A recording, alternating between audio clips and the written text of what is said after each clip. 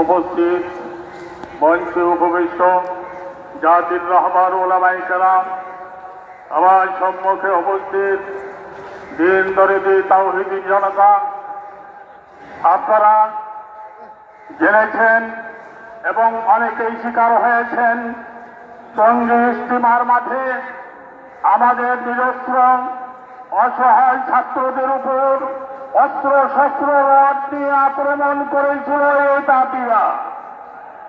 আমাদের হাজার হাজার ছাত্রকে আহত করেছিল।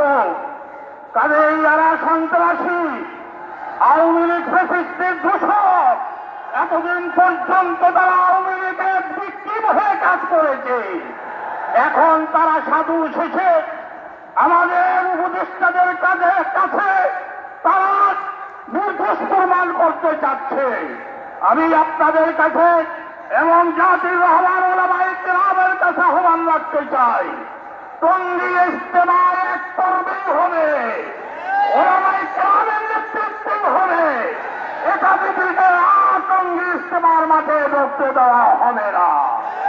এবং কাকরাইল মসজিদ ওলামায়ে কেরামের নেতৃত্বেই চলবে।